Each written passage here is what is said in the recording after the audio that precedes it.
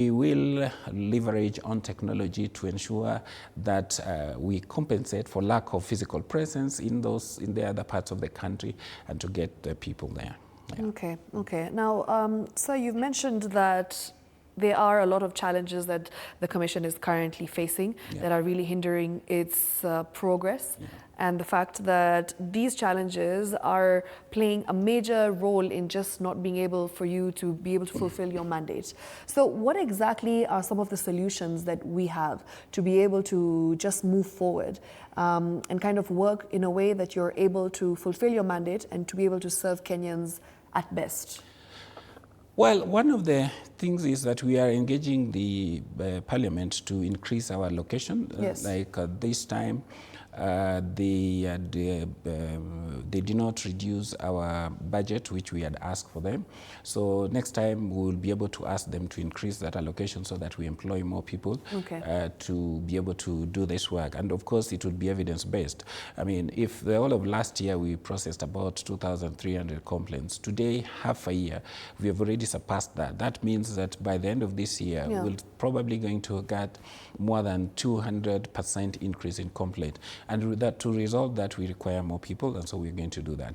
But at the same time, we have to think outside the box to raise money, and that is why we are looking at the various methods of raising funds, partnering with the development partners to fund some of our activities, and also, like, for example, when we have the public education and awareness, we can partner with local radio stations and TVs so that we're able to have town hall meetings and, you know, just get to educate the Kenyans on their rights, and then they'll be able to do that. Now, that would be one of the ways of making sure that we reach quite a number of people with the little resources that we have.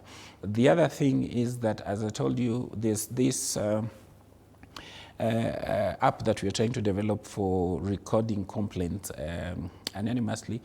I'm not sure we will be able to charge, but we are thinking if we are able to put in something like a convenience fee. Like right now when people go to get government services through the e-citizen, they pay a convenience fee of 50 shillings.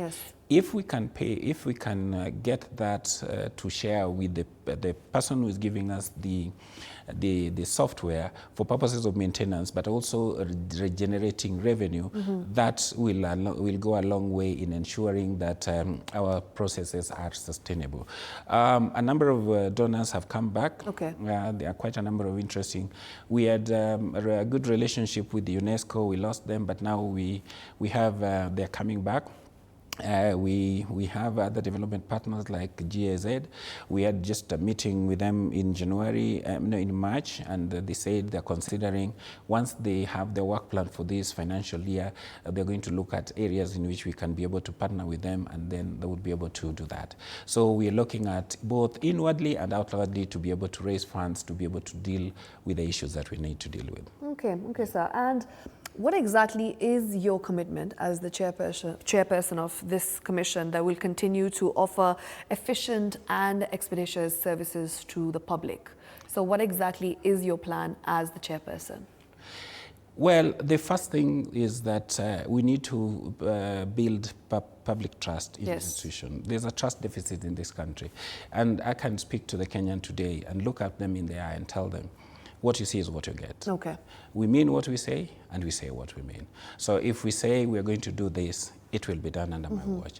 The other thing is that they should not be afraid, because if they have an information, let them bring it to us. They don't have to even indicate their names.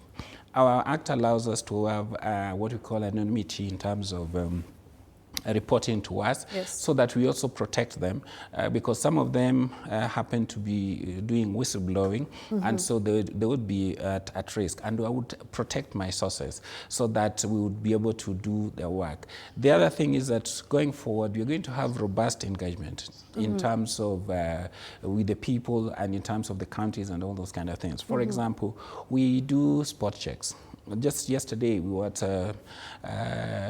Mama Lucy Hospital trying to see the kind of service delivery that is being offered by the county government. And I realized that people really are suffering out there because, like, for example, in a ward which we are supposed to carry 20, we had over 40 women. And this situation is some of the things that we are going to deal with going forward and addressing them. So we will ensure that whatever it is that we take on, we see it to its fruition, and that we see it to be done, and that the mwananchi would have trust in us, that it can come to us and we'll be able to help them to realize whatever it is that they